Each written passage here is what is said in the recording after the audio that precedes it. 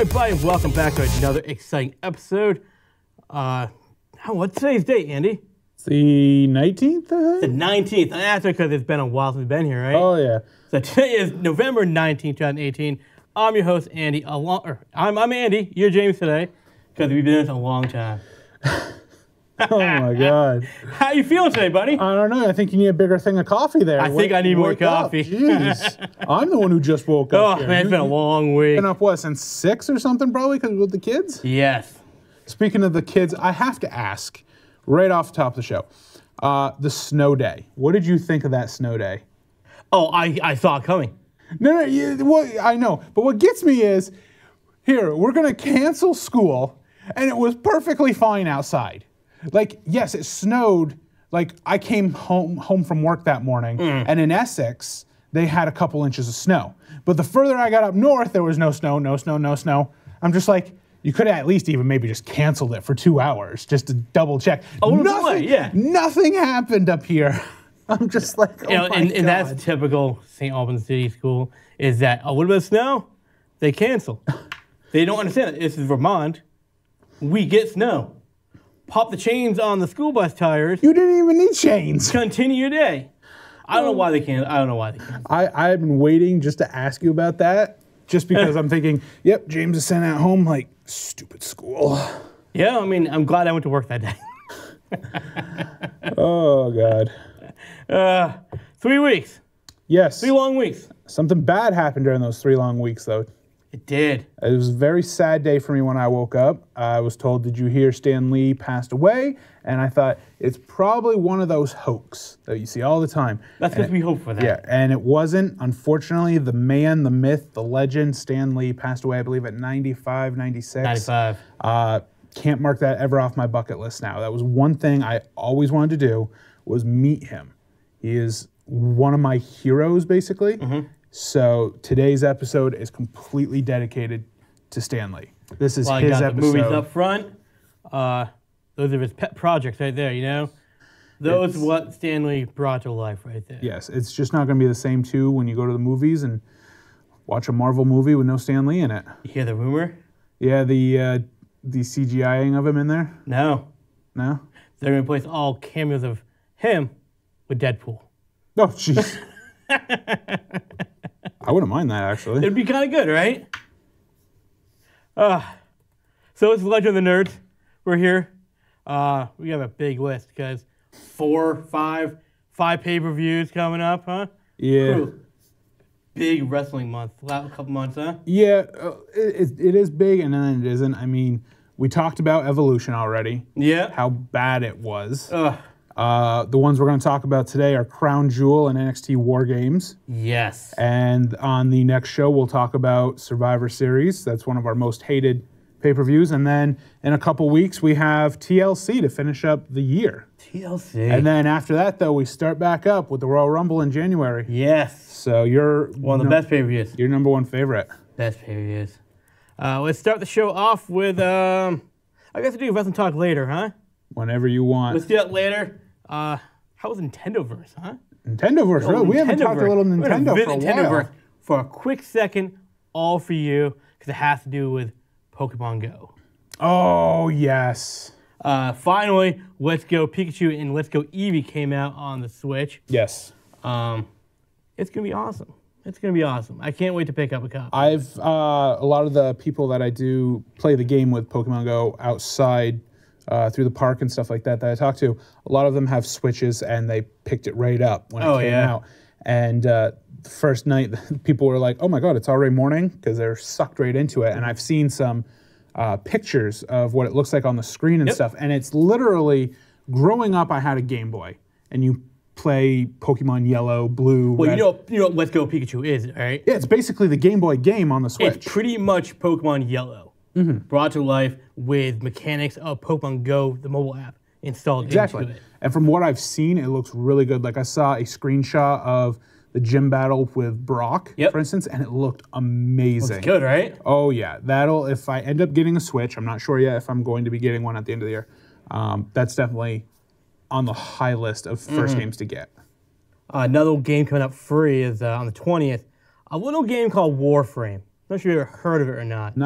It is a huge game on PC, on Xbox, and PlayStation. Pretty much, it's just Space Ninjas. But this game is huge, though. Huge multiplayer game, you know? On the Switch, it takes 12.4 gigs of space. So that game's huge. Yeah. And I can't wait to download it. But I got to make room on the Switch first because I don't quite have enough right now. Yeah. But yeah, one of the other games I'm looking at is the Super Smash Brothers Melee. Or I think that's what it's Ultra. called. Okay, yeah. Ultimate. It just kind of reminded me of the Nintendo 64 version, watching the trailer. You know why? This game has got all those past Smash games all cramped into one. Yeah. Because I know between the 64 game and to what they had on the Wii U, they just didn't do anything for people. Well, the problem with the Wii game was the storyline. There was no single-player storyline. It was a dumb, board game that no one cared about. So I think they're going back to the roots of actually having a storyline, one-player storyline, for this game, which I can't wait. That's a big hit for me. Yeah, and then finally, the last one I might have to get, which you've conquered already, I know that, is Breath of the Wild. Yeah, I'll give you a list of what you need to buy. If you do buy one, you need to get Splatoon. I need my league together. We need to get one more person. I've watched you play, and I was just like, I don't know. Amber said that. She can't stop playing it. Well, when I take vacation next month, I might have to come over for a day or two, and you have to show me. Yeah, so definitely. That game's so much fun. But that's what I have for Nintendoverse. Some gameplay, because stuff. Flareverse, what do you think? Little Flareverse, sure. We have, I know you're not keeping up on Supergirl, but I still do. Anybody keeping up on Supergirl? Right here. Why? What I'm loving with Supergirl, though, is... is they're taking actors and actresses from Smallville and bringing them into the Supergirl frame, kind of. So it's nice seeing them back. So who do we have? So we had last season, we had the actress that played Lois Lane. She played Kara's mother last season. Okay. And then this season, the villain, Captain Liberty, is played by the guy who played Doomsday in season 8 of Smallville. Wait, say it one again? So remember the guy who played Doomsday? He was the EMT guy? Oh, yeah, okay. Yeah. He plays the villain in this season, Captain Liberty. Oh, all right. So my hope is maybe they get Tom Welling to come over into Supergirl and maybe play a role somewheres. I mean, what else is he doing? Lucifer's canceled. That's true. Come home, Tom Welling. Come home to where it all began. I'm sorry, but Smallville built his career. Oh, yeah, definitely. So, but in Supergirl, a couple of keynotes that have happened. I mentioned last time that the Graves siblings, along with Captain Liberty, shot up kryptonite into the air, and then Kara was falling, and John caught her, and they put her into a suit. So the suit's keeping her alive. You have Brainiac 5 and Lena Luthor trying to figure out how to cure the air. And at the same time, we meet a new anti-villain, they call him, but you still root for him a little bit. It's a character named Manchester Black. Okay. John meets him. Manchester Black is engaged to Fiona, who's the alien that Captain Liberty kidnapped and stabbed. They're using her telekinesis powers to control other aliens because there's some DEO agents that are going to the dark side, if you want to call it, because this whole aliens versus humans thing that's going on in Supergirl, the whole racism kind of thing, I guess is what you can call it. Okay. And so they use these aliens to attack a carnival. Kara's trying to fight in the suit, but the suit takes away some of her powers because it's trying to keep her alive. They cure the air. Comes out of it. Some aliens then end up killing the Graves siblings, all that. Manchester Black finds out Fiona dies, and that's what kind of shoots him into a vigilante that likes to kill other people. Okay. That's why it's kind of an anti-hero. The next episode, you have the DEO agent that is helping Captain Liberty gets infected by a parasite that we learned from the season before, which she can suck powers away from aliens.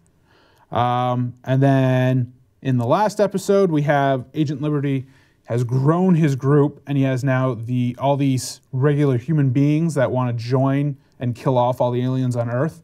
They're called the Children of Liberty, and basically it's just this massive war on Thanksgiving where Kara and the DEO have to stop all the agents. I'm trying to I'm trying to do the cliff notes of it. No, you're fine. You're fine. It's just the show just seems like they're focusing less on a superhero show and more on like this is liberal issues. There is a lot of politics. And I can't stand stuff that. in You it. know, there is. There's a lot of it in the show, but I'm still enjoying it. So, and as long as some people still enjoy it, I will always say this, despite my feelings on it. I'm super glad you're enjoying the show, and I hope this show lasts for a long time because you enjoy it. Yeah, that's why they make shows for people to enjoy them. Not everyone's gonna like them, but it's fine. And I mean, it could happen where you cross off into a Superman kind of thing on CW because he is in this season as well. Him and Lois Lane will be in this season. Okay. Just like when we get the whole Batwoman thing, they've made in the CW shows in the Flareverse a lot of mentions to Gotham, obviously because of the crossover episode coming up in a couple weeks with Gotham. So it could spawn something with Batman too. You never know. That's the thing. I'm not sure if I really want that or not. I'd be more happy to see like, a Robin come in. Maybe Nightwing. Yep. I think that'd be more possible than having an actual Batman for right now. Okay. Moving on, we have Arrow. Cliff notes on this. Best show right now. Because there is no liberal issues. We're a superhero show. Let's keep it sad. Yeah. That's what I love about the show. We have Oliver still in prison. He's being tortured by this psychologist that's trying to reprogram him. And but Oliver he's just too smart for that stuff. It's like he's playing the psychologist. Well, guy. 5 years on the island really helped with this training too. Yeah, I mean it kind of hit home with him on some things, but at the same time we have this new Green Arrow that's protecting Star City out there, and Renee is really backing him, but Dinah is trying to no more vigilantes. I mean, he did save Renee's life and his daughter's life. Yeah, he saved Zoe's life. And that kind of pushed Dinah to trust this new Green Arrow. We also have the combination of Laurel and Felicity now working together, trying to find Diaz, because they're going to kill Diaz. Yes. In the next episode, we have Oliver has now been officially moved to level 2, which is where the worst of the worst go. Yep. And come to find out, Talia al Ghul is down there. And they end up trying to work together to escape. But Oliver doesn't want to escape because that means now he's still a fugitive. Yes. But he gives her a flash drive to give to Felicity to basically get him out of level 2 because shut level 2 all the way down. because it's all this illegal stuff. Because it incriminates the doctor. Exactly. So that happens. What I love about this episode, it basically is that whole thing down level 2 and all the fights and stuff that Oliver and Talia go through. It was just amazing scenes. Here's my favorite part about it right now. Is that they didn't rush him getting out of jail. No. You see it happening. Felicity found a way on that flash drive to get him out of jail. Exactly. But it's going to be half a season of him in jail, which it should be. We shouldn't be like in Flash, he was in jail for like an episode and a half maybe. Well, it's just, I was going to mention that with the Flash, it was with Flashpoint. It only lasted like an episode or 2. Yeah. When we wanted it like half the season. Where this is him in jail now, and that's exactly what it needs to be. They're doing it perfect. I have no complaints. What I'm really enjoying with Arrow is the flash forwards now too. We have William. Yep. Already met Roy on Leon Rouge. They head back to Star City, which has now become a wasteland basically. So what happened there? And they go to Felicity's office, and he finds a Rubik's Cube that has a message and everything in it from Felicity. They meet old Dinah, Roy and William. And the best thing I liked in there is Dinah telling Roy, why are you back? What are you doing back? Which makes me wonder if Roy is this Green Arrow imposter that we have in present. Yeah. So, and the best thing is you meet the new Black Canary, which you find out is Zoe all grown up, Renee's daughter. And so we think Renee's probably dead. And Dinah also says after they find Felicity's note that I don't know what you're going to look for because Felicity's dead. Yeah. So is she really? What happened to Oliver? That's what I'm liking about the Flash Forward is you want to know what happened to all our favorite characters. What happened to Star City? Everything. Though if you look, when the Legends went to future Star City and you find John Diggle Jr. as Green Arrow. Yep. it was a wasteland there too. So something happens where everything just goes to the grave, basically. Flash. We have the episode where we have the news reporter having a meta phone. Whoever thought we'd hear of meta technology? Metatech, yes. Basically, she can come up and create her own news articles, and one of them that she wants ES, Nora, to kill the Flash. So we have her fighting Barry there for that little scene. After that episode, we learn that how this all happened was when Nora and Barry destroyed DeVoe's satellite, all these people got infected with the metagene, or their technology. That leads to the next episode where we find out about Ragdoll got crushed by a piece of the satellite, which turned him into kind of like... Plastic Man. Yeah. So that episode, though, I think is what we were talking about you hate the most, because we learn more about Nora's past with Iris, and I know you're not enjoying the whole Nora-Iris thing. It's been every single episode of Flash, yes. This hissy fit of Nora. But that's where it might change, because in this episode we learned about what happened was Iris in the future puts an inhibitor in Nora, which stops her from using her speed, and she never knew even that she had super speed. She is literally just learning how to become a speedster from Barry. But their relationship is starting to heal now that they've kind of... Barry is on Iris's side, basically, and he's putting Nora in her place. Sorry, but I'm getting over the flu here. Finally, we have Legends of Tomorrow, which has been amazing. I was really having my doubts with the whole Constantine stuff, but I'm really enjoying Constantine. Dude, Constantine is great. Between Constantine and Rory's little rivalry thing going on, it shows entertaining. Our first episode, we go to the Rock Age of London, and this shapeshifter has escaped hell, basically. Yeah. And this is one of Ray's episodes where he's got to be the kind of undercover guy in this episode.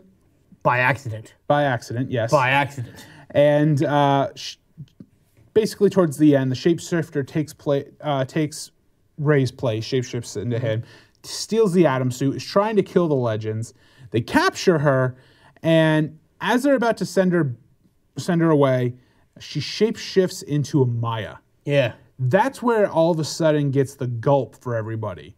It's basically they're judging her on just because they know they have to get rid of all these demons when she could be a good person, just in the wrong place at the wrong time.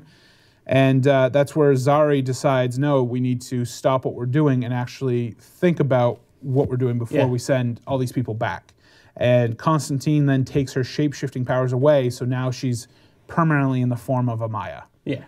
What's funny is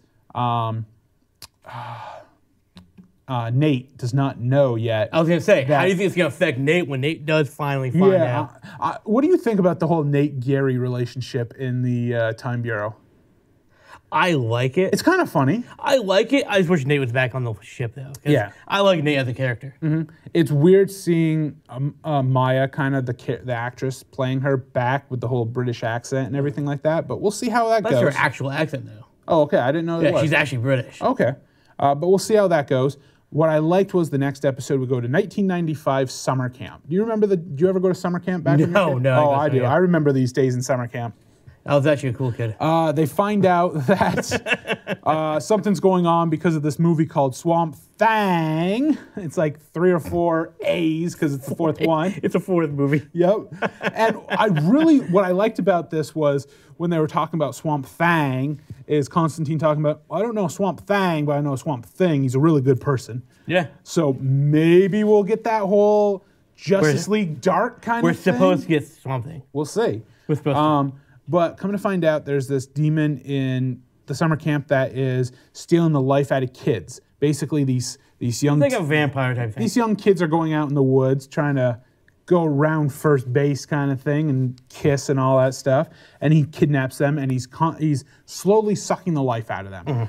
So Ava and Sarah use a potion to turn themselves into kids to lure him out. Constantine and Ray find the kidnapped kids.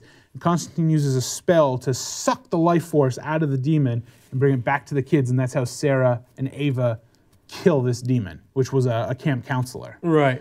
Unfortunately, one of the kids doesn't heal properly, and Constantine, like he said, I'm not letting another child die, so let's see what happens with his backstory about that, and gives him some of his life force, but unfortunately, it's killing him slowly, and Gideon can't heal him until Ray says, I might know somebody who can help. And we end the show with Nora Dark as a witch in a Renaissance fair. Which is great. Yeah. I'm looking really forward to the next episode. I know you don't like spoilers. I'm not spoiling it. All I'm saying is, in the preview, they go to Tokyo, and they got to fight a giant octopus type thing, which is a kaijin. So that's kind of down your alley with the whole Japanese monster thing. So, right. I mean, even the missus might like it. So. She never watched these shows, but it doesn't matter. No, but that's Flareverse. It's so good. We haven't. I think it's 2 weeks is the crossover. We didn't talk about Black Lightning mostly because I think the show's getting really boring. It is. You're not really watching it either, so I may actually stop watching it soon. It's just not doing anything for me. Like you mentioned, they need to bring Static Shock into it. They need to bring more of a superhero feel to the show than, again, it's the same thing as Supergirl. They're bringing political stuff into the show. Massively, yeah. Which is fine, but when you overdose on that and not enough superhero stuff, it's kind of dumb. Yep. And honestly, I'm still not feeling Black Lightning's costume. The suit's great, but when you put plastic clear glasses on your face and say, hey, I'm not him. Come on, you're wearing glasses. Your body armor is a lot of plastic too, kind of thing. Yeah, but his whole head, it's like he's still got the 5 o'clock shadow as Jefferson is, you know? It's like, come on. Yeah, it just looks dumb. True. But yeah, Static Shock would be a nice addition to that. So that'd be great. But 2 weeks is the crossover. I think it's called Other Worlds or Elseworlds. That's what it is. So I'm looking forward to it. I want to see this whole introduction to Gotham in it. I want to see Oliver Queen as the Flash and the Flash as a Green Arrow. Oh, jeez. We'll see. That should be great. Yep. With that, you want to jump into Anime Corner? Anime Corner. Let's do it. Anime Corner. I got a good one for you. I just watched. There's only one season of the show out right now. I binged it in one day. It was that good.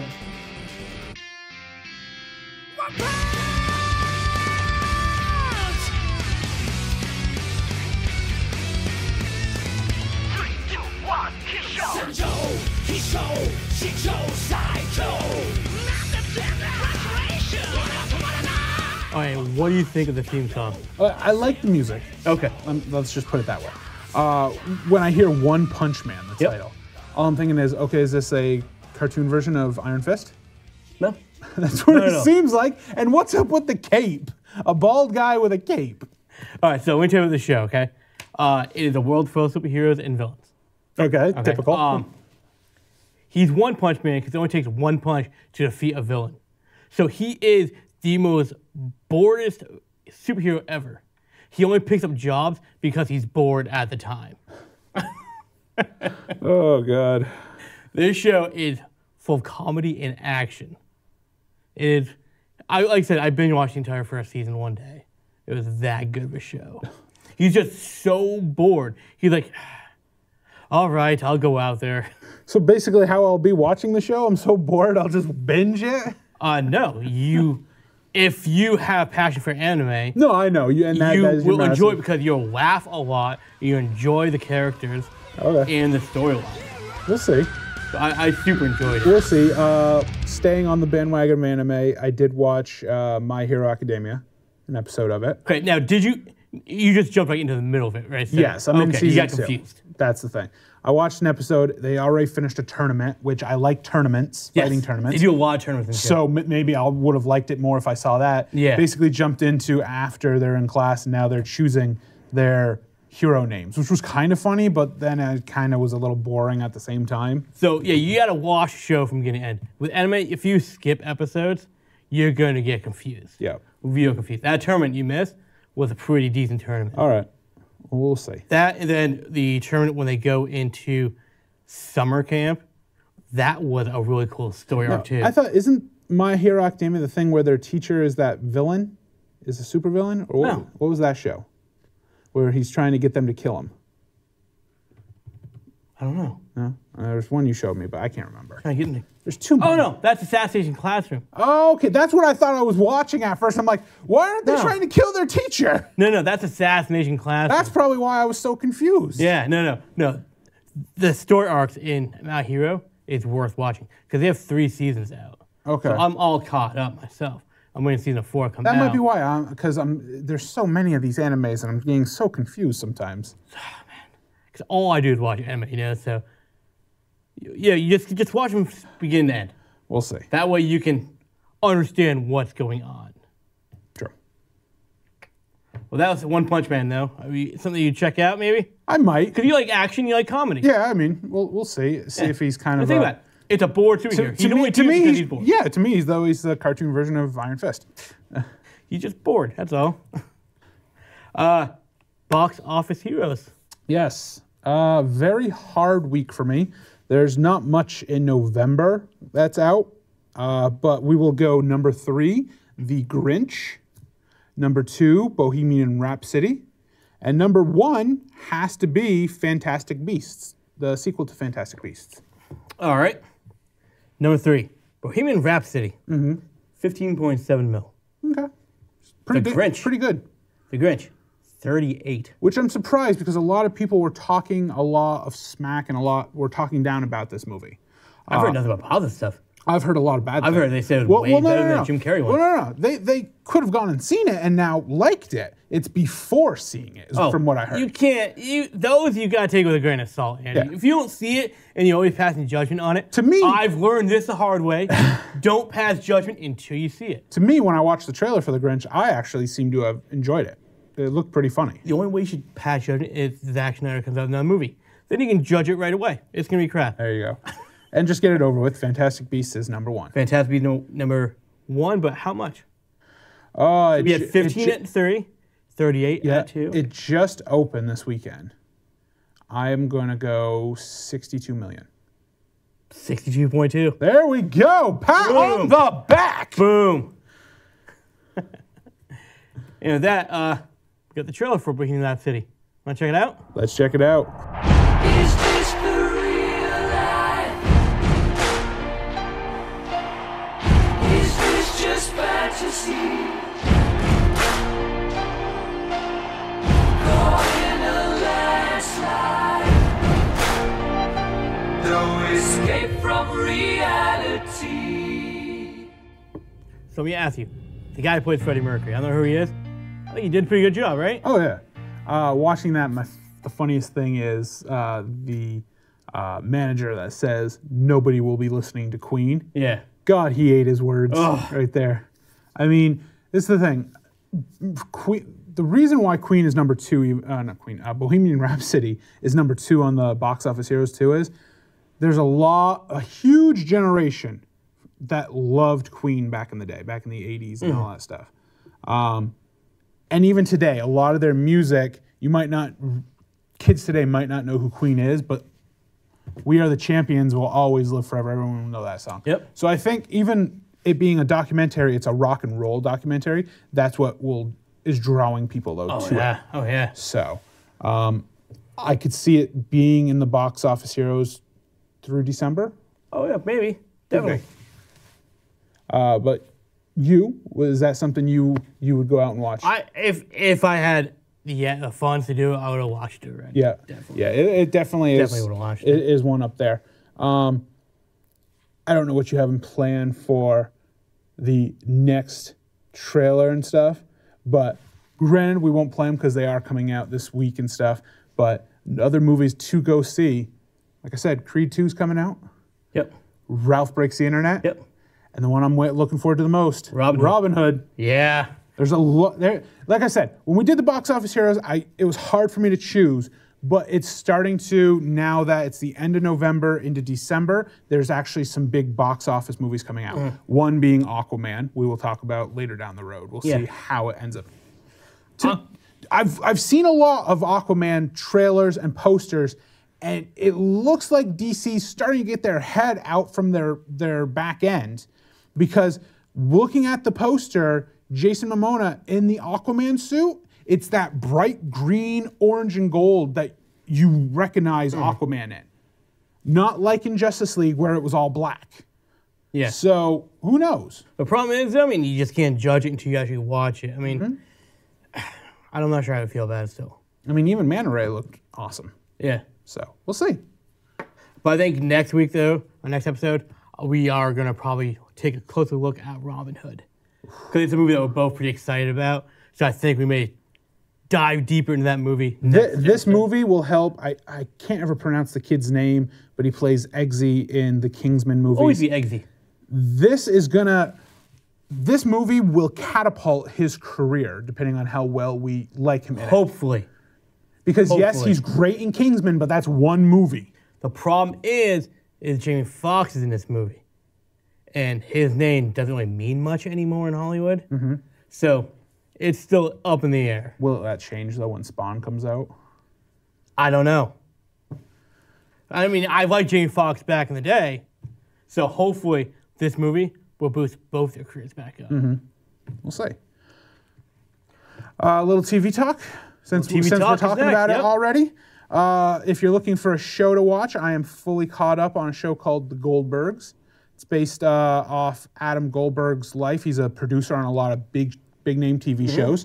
It's about his childhood through the 80s, and what I love about it is all the 80s references and toys and things you did back in the 80s, and that still kind of catapulted into the 90s. Right. So it's like our childhoods all of a sudden you're watching on TV. It's really good. Speaking of that, like one of the last episodes they did was based off Bohemian Rhapsody, where his sister and her band are doing a cover band for Queen, and that's like one of the songs and stuff like that. So I'm really enjoying this show, and I'm excited for the sequel called Schooled, which is basically the same type of show, but now it's set in the 90s, which that's more of our generation of growing up, was the 90s version.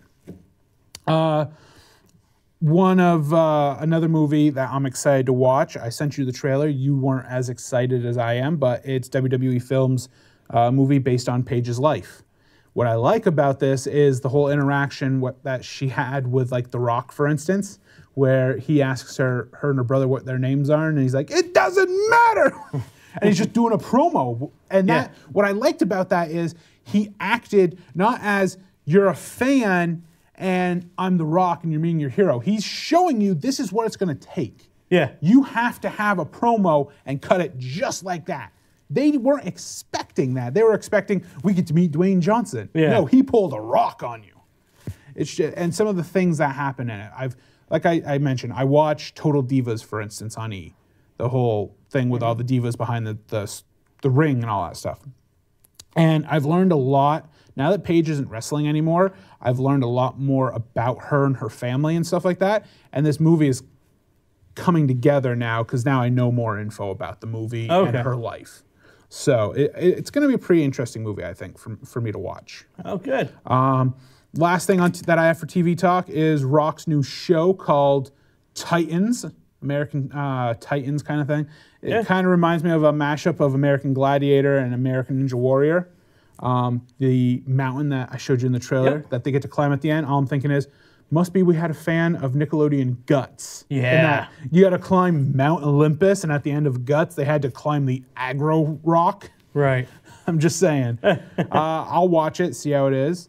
I didn't mind it. One show I watched the end, which I regret not being able to watch all of it, was Kevin Hart did TKO, which was a pretty decent game show also. That kind of reminded me of Wipeout. Oh, okay. So, but we'll see how Titans goes. But you watching anything new? I am actually. Well, it's not new, but it's new to me. Yeah. I never watched it. I'm watching Brooklyn Nine-Nine. Oh. With Andy Samberg. Yes. And holy crap, I don't know how I've not got the show before. The show is fantastic. It is so funny. I'm surprised. That's one of the shows you like, because I don't think you're a big fan of his. That's why. Well, I've only seen like 2 of his movies, and one was with Adam Sandler. Yeah.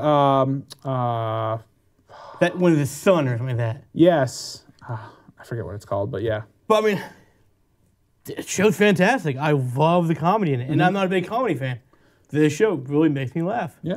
To finish off TV talk, I'm excited because now that it's winter, we got some winter shows coming back. The final season of Gotham, I'm looking very forward to. Not because it's coming to an end. It's actually, I thought, has gotten very good in the last season.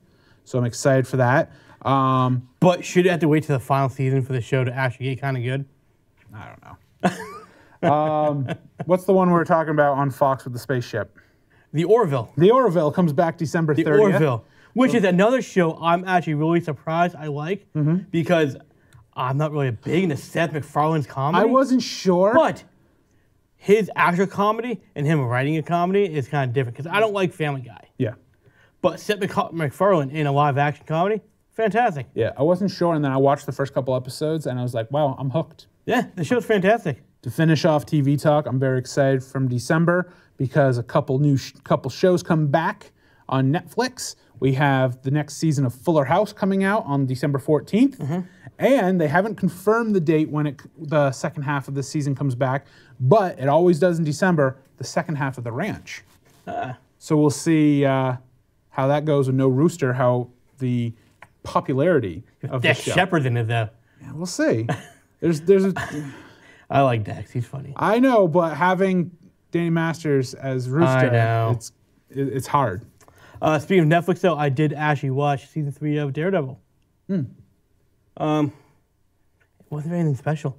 No? I don't see the Marvel Netflix shows lasting much longer. Same here. I don't think we'll get another Defenders out of it.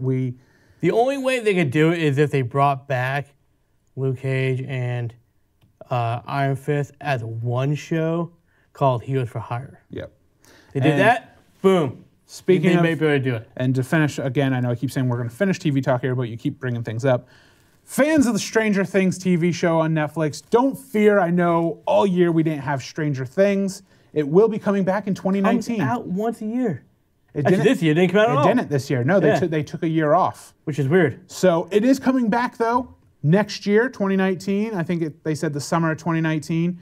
So Which is kind of weird time. Have you seen the show? yeah, I've watched both seasons. Okay. Yeah. It's set like a year and a half later. So they're one of the big things they're going to hit is the Ghostbusters TV show comes out, and they're getting into that with it. So we'll see how it goes. Yeah. Fantastic.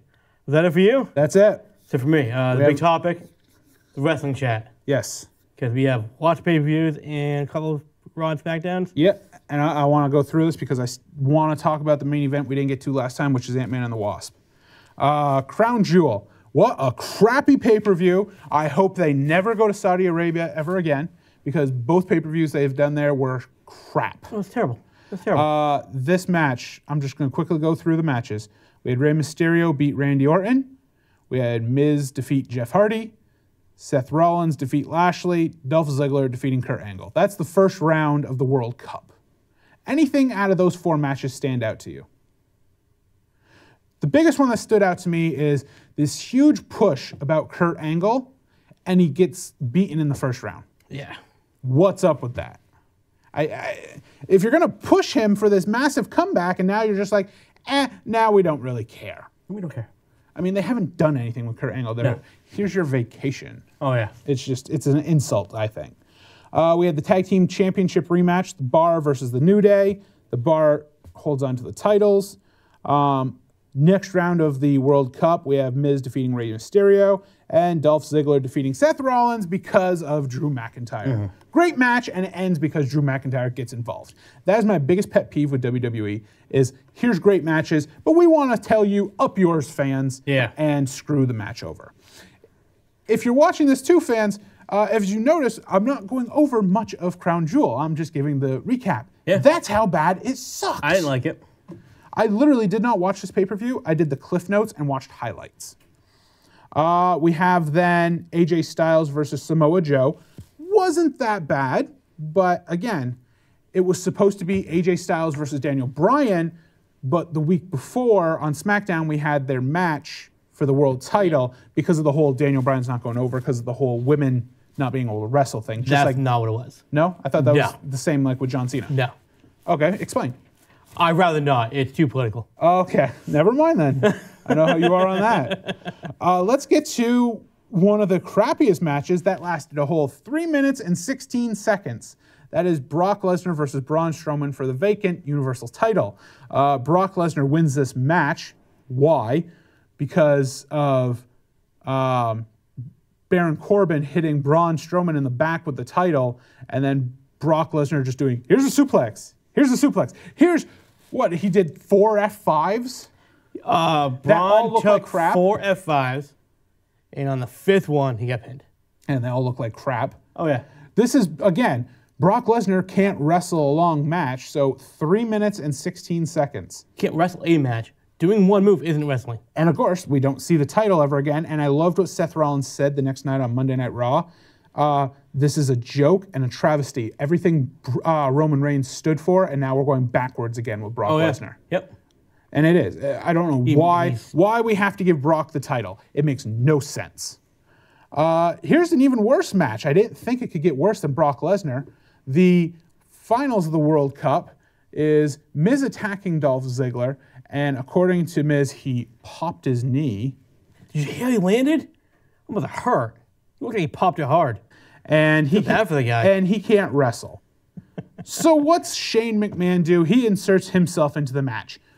It makes no sense why Shane should hop then into the match. If Miz can't go, then you put the next person who lost into the match, which would have been Rey Mysterio.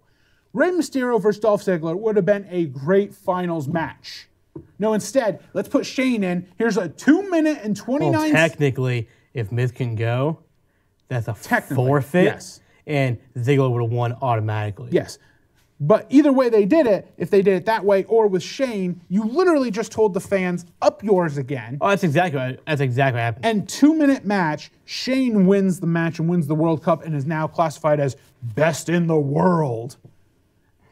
I literally almost threw up watching this pay-per-view. It was terrible. This was an up yours to the fans pay-per-view. That's exactly WWE did not care. They say this wasn't because of the money. That's a crock. Oh, this was all because they're going to get a crap load of money. Nobody wanted to go I think here. they also played it that way because they didn't want to be there in the first place. Look at the politics of what happened in Saudi Arabia. You understand why. Yeah, but nobody wanted to be there in the first place. It's just it was a crap show. To finish off, we had the Brothers of Destruction versus DX. DX wins. All I could see out of this match was 4 old guys wrestling that should not be wrestling anymore. See Triple H's shoulder? Yeah. They posted a picture of his shoulder. It was all like grape purple. Yeah. Oh, it looked nasty. Halfway through this match, they barely can stand. They're huffing and puffing, and this match was like 40 minutes long. Yeah. I'm just like, no need for that. Why? I understand. People want to see DX versus the Brothers of Destruction, but it didn't have to be that long of a... We wanted to see it 15 years ago. Yeah, but we didn't have to have a 40-minute match worth. Nope. I don't want to see a Shawn Michaels need support. Let me hold Triple H's shoulder so I can do a super kick. And Triple H putting whoever, Undertaker, I think it was, in a pedigree at the end, and he doesn't even jump with the pedigree. He kind of just sits down. Just falls. It was horrible. I hope they never go to Saudi Arabia again. It was just worthless. Yeah, it was a dumb pay-per-view. Let's move on to what is the best out of these 4 pay-per-views that we've watched in the last 2 months. Yes. And that is NXT War This right Games. here was last Saturday. Yes. It says something when there's 4 NXT pay-per-views a year, and we look forward to those 4 pay-per-views more than almost half of WWE pay-per-views. War Games only had 5 matches. The first 2 Well, were crap. technically, it had 4 matches, okay? Had 4 matches. Matt Riddle wasn't even scheduled to be on the show at all. He put himself out there. He put himself out there to make a name for himself. Yes. He went out there and he challenged Cassius Ohno, who who they're supposed to have a match on this coming up which Wednesday. they're still going to have one. Which I'm glad. I don't like Matt Riddle, okay? I think this guy's a joke. I'm getting sick and tired of the whole MMA people coming over to WWE. Yeah, he's a joke to me. That's all he is. But what he did wasn't a bad power play. What he did, all he did was do a high knee. Whoop-de-doo. It's not just about the high knee. Is it it's about the promo portion? It's about the high knee, who he did it to. Cassius Ohno is the knockout king. So he knocked out the knockout king, you know? Thing is, so it's a storyline that I think is going to make a big headliner later on. The problem is it's against Cassius Ohno, who's been in NXT since they were Day still one. still in Florida Championship Wrestling. Yeah. He's gets hurt. He can't really do much. It's it's the name. He's been wrestling for 20 plus years. Yep. That's about it. I don't really see anything out of Cassius Ohno. And that's why the storyline is so good, because they have upcoming Matt Riddle taking on the vet knockout king, you know? So there's more to what happened in this 5-second match. 7 seconds. Whatever. There's more in what happened to it. So I hate the guy, but I'm glad Matt Riddle came there and he made an impact on, you know, what he did. Made a huge impact. And I think it's going to set up a good storyline later on. Yeah. We have next Shayna Baszler versus Kairi Sane, best 2 out of 3 falls match for the NXT Women's Championship. Through this whole pay-per-view, Andy, I called every single match in my head. I knew exactly what was going on. I knew exactly how this match was going to be. I knew Shayna was going to get the first pinfall. I knew Kairi Sane was going to get the second pinfall. And I knew exactly what was going to happen after this. I just knew it, because it was too obvious what was going to happen. Yeah. I mean, Shayna Baszler was going to hold on to the title longer, but she's going to get help from her 2 stooges. It was a dumb match. It was. I don't even want to really go over it. What I like. I'm not going over what it. I like most is what we were talking about before. Last time I complained so much about this 4 horsewomen of MMA coming over to WWE who call themselves the 4 horsewomen. And I went out on a huge rant on the last show about this. And you're on my bandwagon now. I've always been. I think it's an embarrassment. No, but you weren't. To me, it didn't seem like it was that big of a deal to you. But when you told me earlier that it was a huge embarrassment, I'm like, thank you, because it is. It's a disgrace to the legends. You don't get to call yourself the 4 horsewomen after what? Doing nothing? 2 of them haven't done anything. You've done nothing. You're nowhere near the level of Ric Flair. Nowhere near any of those guys. Yep. Any of those guys. Yep. You should just stop now, come up with a new gimmick name. Yep. Moving on, we have Call themselves the Fantastic Four, all I care, you know? We have Aleister Black and Johnny Gargano. Aleister Black, to me, is your #1 guy in NXT. Guy's amazing. This match, I know you don't like Johnny Gargano, but Johnny wrestling. He didn't do that bad in this match as a heel. He was a problem with this match. He was so good in this match, he made me like him again. I hated that. You like the heel Johnny Gargano. He showed him good stuff. Yep. He showed him really good stuff. I love the whole baiting in each one of them did. Like, Aleister's just sitting there crisscross, and he's just like, come hit me. And the same thing, Johnny did the same thing. And just the end with the black mass, where he's just holding Johnny up there with his leg. Yep. And just kicks him twice with that spinning heel kick. Man, that's a nasty kick. This match was just phenomenal. It was probably the match of the night, I think. Yeah. Aleister Black wins. He gets revenge on Johnny Gargano. I'm waiting for his promotion to the main roster. It's got to happen soon, right? My guess is he's going to be in the Royal Rumble, and then the next night it will be his debut. Think so? Yeah, because I still see him having a rematch against Tommaso Ciampa for the world title. He hasn't gotten his rematch yet. That's true. So I think they might at the NXT TakeOver that happens the night before the Rumble. He has that. He'll lose, be in the Rumble, and then show up Monday night. That'd be great. Yeah. That'd be great. We have then obviously talking Tommaso Ciampa versus the Velveteen Dream for the world title. So I haven't kept up on NXT, but where did Velveteen Dream all of a sudden come out and get a world title shot is beyond me. And I hate the Dream. I hate Velveteen Dream. Yeah, I know you hate the Dream. Was awesome.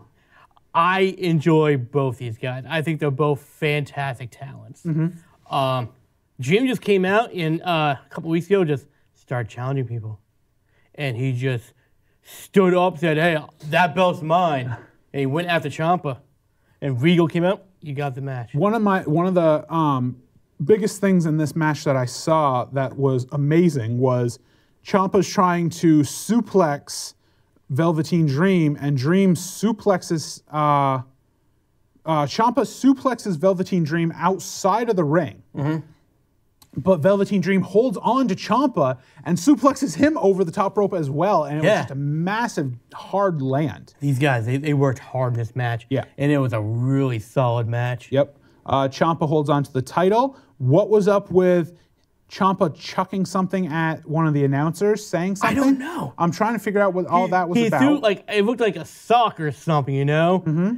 Ciampa did lose his boot in the match, too. Yeah. So I don't know what he threw at the I don't know. He got angry for some reason. Yes. Match of the night was 40-plus minutes, was War Games. Yeah. You have Undisputed Era versus the War Raiders, Ricochet, and Pete Dunne. Oh, my God. I could not, take my eyes off this War Games. Last year, War Games was okay, but this time, it was really keep in mind, good. last year's War Games was the very first War Games. In WWE. So they really didn't know what to do or what to expect. Mm-hmm. And I think putting the Undisputed Era in this match as well was a good call because they were in last year's War Games. And plus the four that were going up against Undisputed Era worked very well together. Mm-hmm. Pete Dunne, I'm not a big fan of, but man, do you want to just cringe when he's pulling back your fingers and everything, and it's just like, Other things in this that were impressive were Bobby Fish, I think his name. Ever since coming back from that knee surgery, has looked very good. Yep. And what can I say about Ricochet? I mean, as Prince Puma, he was amazing in Lucha Underground. Going to the top rope and doing like a backwards... Not top rope, top the cage. Top of the cage, Top of the cage. Doing like a backwards 450 splash. after he missed most of it, but... After every takeover, there's a live interview with Triple H at the end. Yeah. Right? And Triple H is like, I'm not sure what Ricochet did on the top rope. Some sort of backflip thingamajigger, but it was amazing. Yeah, I mean, he missed half of it, but Triple H, you can give the guy props for that. He is like a young version of Jeff Hardy. Oh, yeah. So, but like I said, I mean, he's Prince Puma from Lucha Underground. He's amazing. Anything stand out to you that you enjoyed in this? All of it. When all the weapons came in, when War Games officially started. Pete Dunne just sat there and just started feeding a bunch of tables, chairs, oh, man, everything. It's so funny. It was just amazing. I mean, it was a good show. It's a lot better than Crown Jewel or Survivor Series. Survivor Series. Yeah, we'll talk more about Survivor Series next time because we're running out of time, and I do want to still talk about the main event that we missed last week. Okay. That we'll talk about today, which is Ant-Man and the Wasp. Our quick review. We finally got to watch Ant-Man and the Wasp. Let's compare it real quick to the first Ant-Man, because I always say the sequel is always the worst out of movies that have multiple Everybody movies. says that, yes. Ant-Man and the Wasp, was it better than the first one to you, or... I think it's even. It's even? Yeah. Okay. I'll call it even. I enjoyed the first one. I enjoyed them both. This one had a lot more comedy, obviously, in it. But you mentioned it when we watched the movie. It really wasn't a movie about Ant-Man and the Wasp. It was a rescue mission to save Janet from there was there was a villain, but it wasn't really a villain movie. It was a rescue mission. Exactly. I mean, the villain in it she's more of an anti-hero kind of thing where she's just trying to survive. She's trying to live. Speed bump in the And you got, what's his name? Lawrence Fishburne as the character of Goliath, which I really was hoping they'd go more into his backstory, but they really didn't. He's her protector. He's trying to help her. So, anything like interest you in this movie? Like, what did you like most about it? That it was a rescue mission. Okay, you didn't. So it's better that it's a rescue mission more than the whole superhero versus supervillain. Well, you see kind that of thing? every single superhero in Marvel or DC, everyone's talking about, okay, who's the main villain in the movie? Who's the villain in the movie? What's going on in the movie? This one, we're like, oh, there is no really villain. So they took a different direction. I like that. Yeah, I enjoyed that. I enjoyed the movie. Because Ant-Man really isn't have a whole bunch of villains, you know? So taking a different direction of making it, which saved Janet, was a great direction to go. I'm wondering when they're going to switch his name to Giant Man, because he grew more than he shrunk in this movie. So to me, when will that happen? I enjoyed the movie. I watched it multiple times before we watched it. Okay. And my biggest thing is I would say I had more complaints. I enjoyed the movie, but I think I had more complaints in the movie than likes. Like what? One is we see at the end of Civil War Scott in the prison out on the ocean, and Captain America obviously breaks everyone out. And then all of a sudden now we start Ant-Man and he's on house arrest. Yep. So it's like, okay, you broke out of this maximum security prison, and they're like, okay, we'll just give you house arrest instead. Shield interfered. But still, they really didn't explain it that much, which I really wanted that. 2, this movie takes place, I guess you can say, before Thanos shows up, because at the end we see the vaporization of... Well, I think Ant-Man and the Wasp happened at the same exact time as Infinity Wars. And I really wanted to at least see something that mentioned something that happened, like him showing up in New York kind of thing, and then maybe a news reel about what's happening in Wakanda, or something to interact a little bit than just... Well, you gotta keep in mind, Ant-Man took place in San Francisco, and all that stuff happened in New York City. Yeah, but it's still world news. I mean, an alien ship landing. Also time zones too, keep in mind. I know, but you're expecting something like that to happen, and it really didn't. Let's get to the end, though. Like I said, it basically, the timelines get right there at the end. The credit scene, you have Scott going into the quantum zone after they rescue Janet, and he's getting particles because they're going to use those particles to try to help Ghost. Yep. And he's stuck in there because they have to bring him back. And he's like, okay, guys, I'm ready to come back. Guys, this isn't a joke. Let's go. And then it zooms back into where they are on the rooftop, and you see Hope, Janet, and what's his name? Hank. Just vaporized. Yeah. And that's from Thanos snapping his finger. Yeah. So it's kind of like, okay, so we had this at the end. We sat there and coming up with ideas. How is Ant-Man going to get out of the quantum zone? Yours was Bruce Banner's going to bring him out of the quantum zone. Yes. And I'm like, well, how? And nobody knows he's in the quantum zone. So we'll see in a couple months when Avengers 4 comes out. Yeah. That is going to be a big push integrating what happens from Ant-Man, Captain Marvel into how do you think 4. he's going to get out of the quantum zone? I really don't know. I couldn't. No speculation at all? No, I don't know. It's a mystery to me. I do want to mention, because I know we're running out of time, you have heard about Avengers 4, how long it's going to be? Yeah, it's like 3 hours Right now, it's already over 3 hours, and they're still editing and everything like that. This movie, we got excited in Infinity Wars. Where is this Avenger? They're not even revealing the title because it's a bunch of spoilers. So they're just calling it Avengers 4. And they said we won't see a trailer yet until probably next year. Which is fantastic. Because there's so much going on.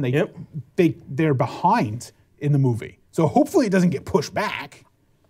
Well, I mean, if it gets pushed back, that means they're taking a lot of tender loving care in the movie. Which is fine with me. Yeah. If it's 3 hours, it's 3 hours. It's fine. A movie that long can happen if the movie is going to hold interest. And I think this movie is going to hold interest. I mean, if you look at Lord of the Rings, extended version, those are 4-hour movies apiece. So I think if they need to make it long, they should make it long because it's gonna be good. Yeah. And they don't want to skip any storyline. Yeah. To finish off for me is I saw Jake Gyllenhaal as Mysterio for Spider-Man Far From Home, and he looked like crap. You're so excited for Mysterio, and he looks like crap. I'm just like, oh God, here we go. All right, that's the end of the show, ladies and gentlemen. Thanks for joining us. As always, watch this episode and every other episode on eventually YouTube, Facebook. If I do something, we'll see. But we are on Twitter. This one keeps up on at least the Twitter account here and there. Once in a while. Yeah. So next time we will talk about Survivor Series, and it's another of my favorite episodes. We will talk winter movies to see. So what movies you need to see in December, episode, huh? January, and February. As always, thanks for watching. Stay nerdy.